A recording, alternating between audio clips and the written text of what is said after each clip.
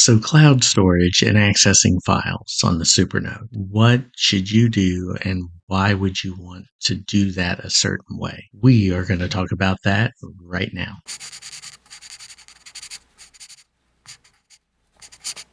All right, everybody, welcome back to the channel. This video is going to talk a little bit about something that's kind of front of mind. A lot of reviewers have been talking about Book's ecosystem, especially with the release of the Note Max and some of the other products out there, whether it's Remarkable, whoever it is, how they sync with different devices. We're going to walk through two different use cases for how and why you might sync the Supernote a certain way. And we'll also look at some of the enhanced functionality that you get by doing that. So first, we're going to convert something into a note format that is a PDF and show you it kind of as a reminder, and I'll link in the description below the deep dive I did on the tools for PDFs and EPUBs and all of the different ways that you can convert PDFs into notes. I'll link all of that in the description. But so we'll go through that. We'll talk about a specific use case if you wanted to do an annotated textbook or figure out a way to create summary documents. But we'll also then look at what do those documents look like in OneDrive versus the Supernote desktop app. And what's really cool, we'll also look at the fact that you can use the desktop app without having to log in or have an account. So you could only use your cloud service of choice and still view those files locally. Kind of cool. Anyway, without any further ado, let's go ahead and jump over and take a look. All right, everyone. So here's something I thought we could do to go through some of the features that are on the Manta. And really, this is cross-platform. So whether you're using the A6X2 Nomad or the Manta or the A5X, you're going to have access to all of this same functionality. One thing that's really nice about that and nice about this platform in general is that that functionality stays consistent. There was a little bit of a hiccup with being able to do the custom templates, but that's been ironed out, I believe. If you have any issues with that, please let me know down in the comments. All right, so what we're going to do is we're going to take a look at a custom template and just some things I was thinking about as far as some increased functionality, and we'll see how that works. So if you go in and you go to your customization, so remember you have to save your PDF as a customization, and then you would put that into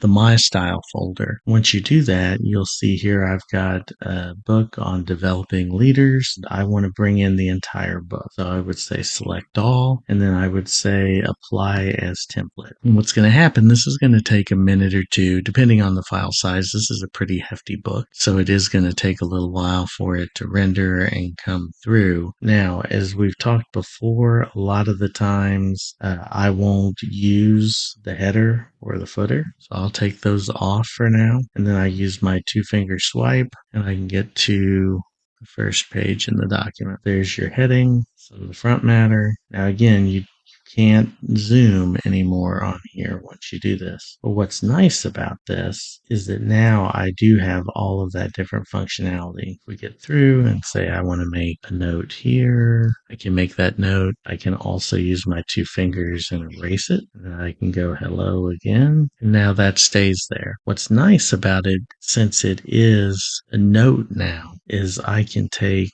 and let's say that I want to turn that into a title. So now I can go here and I can make that a heading. Now that's a heading. So if I go back up to my table of contents, you'll see now I have my heading. I can also use my star marks. Now you can use the star marks even in PDF files. So do remember that. And you can use keywords even in PDF files or EPUBs. All of those still work. But let's say that right here they're talking about the serve model. But let's say that I want to tie this to something else. And let's say that there is something on servant leadership that I want to tie in. So I could say servant leadership. Now the nice thing about this being now in a note is that I can go ahead and I could put in a link here. And let's say that I don't really have anything, but let's say I wanted to put another file, a link to another file. I could do a link to another file.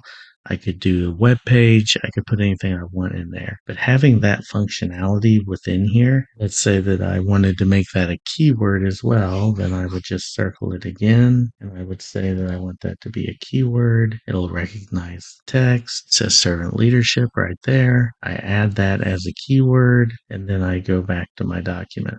Now, if I go back to my table of contents, you'll see that I have the headers here. Then I also have my keywords right there, and I can look by either page or keyword. And then I have my star mark. Also, what's nice about this is a handwriting text note. So for me, I can sit here and I can do the handwriting recognition. So I had to recognize it again. I hadn't closed that note, but there you see hello again. And what's nice about that is it gives you a lot of different functions and flexibility to be able to do different things. And I can also search. So if I were to search for hello, search, hello is going to come up and it's going to be on page 1. And as it finds it, it's going to highlight it. What's nice about this too, you can use the straight line function and draw a diagram if I wanted to. I mean, it's not, something super crazy, but it's still kind of neat. So if I wanted to draw this and then now select this, I could make that a link, or I could make that a title, or I could make that some kind of an icon. So in a way, this kind of does some of what I think Rod at Rants About Tech has been talking about with this idea of being able to create a checkbox or create any symbol you want to be something that you would mark.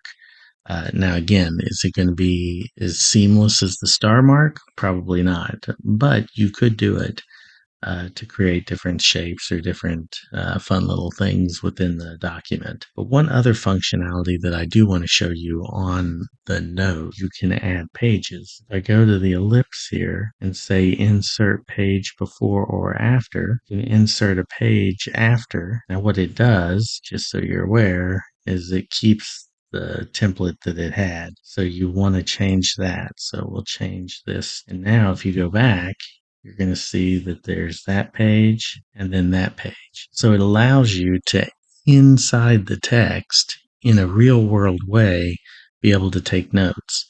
So let's say you were prepping for a class and you wanted to write a quick chapter summary or a summary of the pages you'll be working from. You can do that right from within here. So you could call this, we'll go ahead and do that, chapter summary, and then we're going to circle that and we're going to make that a heading, and then we would write some different things. This is a summary of the text to this point. And so now, again, if we wanted to, we could run that quick handwriting recognition. There it is. But all of that becomes searchable. You have your icons, you have your chapter headings. Now you'll see that there's a chapter summary in here as well. A lot of different things you can do. And if you think about just the idea that you can add pages anywhere in the book that you want to, if you want to highlight something, not only do you have a bit of real estate here, but you have the ability to annotate. You can actually get a larger screen size. And let's see if it actually rotated everything. And it did. So this makes it even more functional at this point, because what will happen is now you've got more real estate. You've got a larger canvas. Again, as you're going through this, you're going to see now it's much easier to read the text. I can still annotate on the text, and it kind of replaces in some way. Whoa, that's ugly. That's a real world thing. So I'm glad I showed that. Rolling and the ghosting there is not good. So you'll have to do a manual refresh. I know they're working on the ghosting, but that's something you'll definitely have to take care of. But the really cool part of this is now you've got this in the landscape mode. You could even turn this, I believe, into a landscape note out of the gate. And then you would be able to write and do all of your annotations, add in extra pages, add in all of the things you want to add. And again, draw just a lot of different functionalities here. And you get a lot more tools this way. Everything from the markers. Again, they're not going to be a traditional highlighter, But you could, if you wanted to, use the marker as a highlighting function just to highlight what you were trying to do there. And if you wanted to, I guess you could, yeah, you can actually make that snap to the text with that new straight line feature. So you get clear, crisp highlighting in a way that you didn't get before. But I really think being able to add in those pages, and then of course if you go to your page view, you'll see right here is where we added our page, and that'll just take you right to that page. But the flexibility here, if you think about it from a teaching and learning perspective, so let's say a student wants to take notes on a particular chapter and they want it to be at the end of that chapter, they can go ahead, have their textbook as a PDF on this device, convert that to a note, add in the note pages after the PDF or after the chapter, take their notes during class, and then have that attached in the textbook to the textbook that they have readily available. And then they could create links to different pieces within the text. All right, everybody. So here's one thing that I think is really cool. And this works the same in Google Drive if you have Google Drive for desktop or if you have OneNote. I'm using OneNote here because it's something that I just use a lot and for my personal stuff. And you'll see that this is the note we were working with. Now, I am not signed in to the Supernote Partner app. What's cool about that is basically if you download the app, you don't have to sign in, you don't have to have an account. It'll act as a viewer. So I'm going to go ahead and close it just to show you. I had it open to show you I was not logged in. But when I go to click on this note now, it's going to open this in the Supernote extension. So in the app. And what's really nice about this is I can see all of my pages in the document and I can navigate around that way. I can go back and I can access our table of contents. So you'll see here that I can go to each of the different components. I can jump around. And what's really nice is that I don't have to be logged in to do any of that. It's a really great functionality. Now, this is ahead, if you ask me, of from what I've heard, at least on books. Remarkable's app I've heard is much better, and I think that's primarily because you have to have the Connect subscription to be able to edit. You cannot edit this from here, but what you can do is you can access it, and you can access it the same way on if you log in, you can access it the same way on Android. Now you wouldn't be able to do that, I don't believe, from the Android app, even if you have it installed without logging in. But I'll test that and I'll follow up. I'll drop something here on the video if that is a possibility. What's really cool about that is the fact that you do not have to be logged in. And what's also nice is that if I wanted to put a task and I forgot I wasn't logged in for whatever reason, maybe I'm logged in on my work computer and I haven't logged back in at home, and I put in some tasks and then I go, oh, darn, I forgot to log in. When I go to log in, it's going to ask me if I want to merge my tasks. So it's not something you would probably use all the time, but it's nice to have that as a backup. So let me go ahead and get logged in, and then I'll show you the functionality and the difference on the app. All right, everyone. So you'll see now that we're back, and you'll notice here, and I did this for the purposes of showing you the differences between what you can do using the desktop app and as being logged in. So if you're using the Supernote Cloud with the desktop app, your functionality increases quite a bit. So we'll go back in that same note, and what you'll notice is that we have the same functionality again. I can open up, I can go to low again. I have all of the same navigation features, including the keywords. I go to the star mark, but a couple of other things too that are really interesting. So let's go ahead and we went to this chapter summary. So you'll see here now that there's a link. And what I did, I just titled it external link. But when I click on that, I was hoping that it would do what happens when you're in the actual Supernote itself, where it gives you that little back arrow. But there is no back arrow in the app. So unfortunately, you will just have to log out of wherever you are and then go back in somewhere else, or create a link back in the document that you created. Again, that would be more like if you wanted to create a whole separate notebook, or if you wanted to, you knew you were going to write multiple pages and you didn't want to keep it in the book, you wanted it somewhere else, or if you wanted to link to maybe a journal or some kind of a summary document where you were summarizing multiple books, I could see that being really useful. One other thing that I wanted to show, so we'll go back to the page view because it's a little bit easier to see, and we will find where I drew that triangle earlier, and you'll notice that I turned that into a link, and I wrote new note. Really wasn't a new note, but when I click it, it's going to take us to the chapter summary. Now, what's really interesting about that and cool about that is that functionality is because I'm in the Supernote Cloud ecosystem. It's because the notebooks function as if they are exactly the same as if they're in the Supernote itself, because the Supernote Cloud actually keeps a local copy on your device, which I've shown before, very similar to Obsidian. So the idea is that you have these local copies on your device, and it makes this navigation very easy, very seamless, and it really works well. Anyway, that's what I wanted to show you. So let's jump back over and we will talk a little bit about some concluding thoughts. Hey everybody, thanks for hanging in there. A little bit longer video than I thought it was going to be, but I really wanted to give you as much information as I could and show you the use case and kind of talk through some of this. Hopefully it was clear. We'll talk more about this at some point, just to let you know. This is kind of some of the thought process that I'm going through in how to create the Supernote course that I'm working on, and give you as many examples as possible.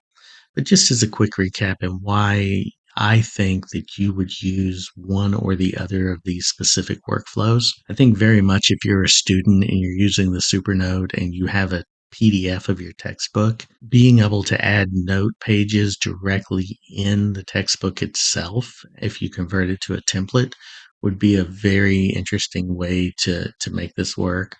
And it also allows you kind of enhanced access. You could always export that, and then you would have all of that in one other PDF that you could take with you in multiple ways. A lot of different things you could do there. If you are in the Google or the Microsoft ecosystem, you would probably want to continue to sync with that platform. But I would really encourage you to think about the Supernote platform for the enhanced functionality.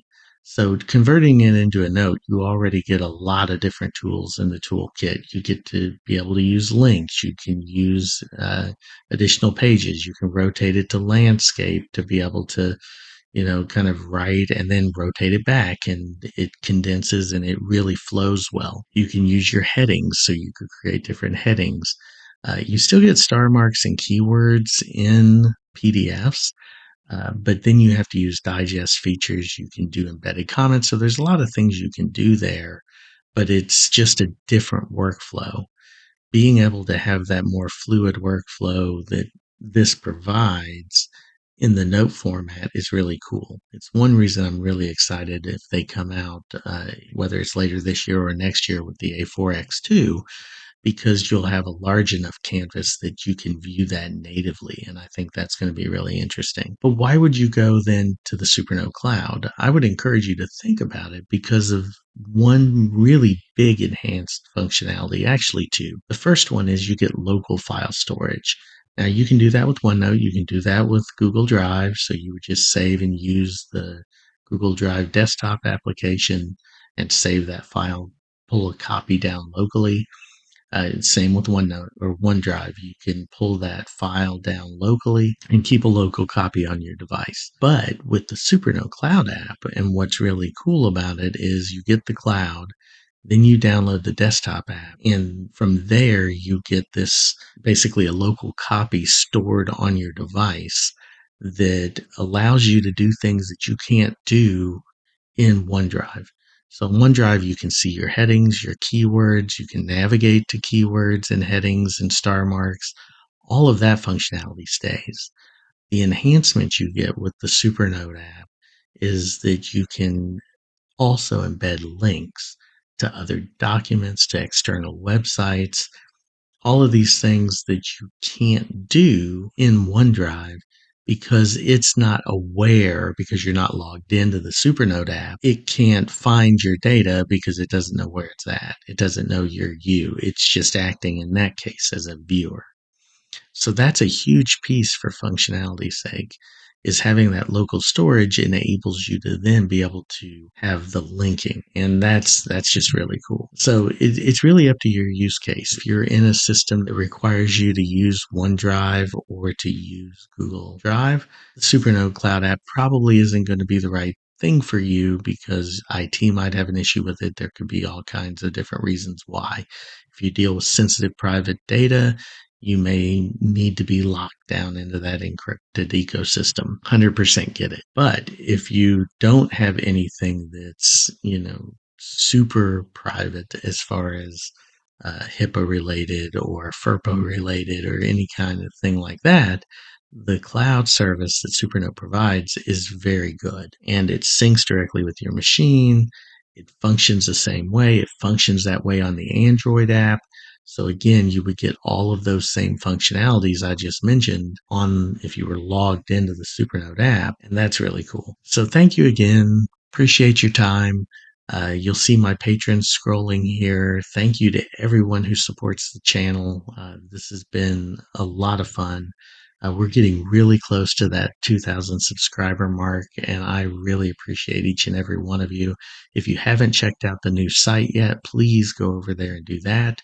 I moved everything off of Blogger, got it all over there. It's built with the Supernote and Obsidian, and I've got another video coming out, either come out before this one or right after this one, about that process and a little bit more in depth on that. Until next time, stay safe and keep moving forward. Talk to you soon.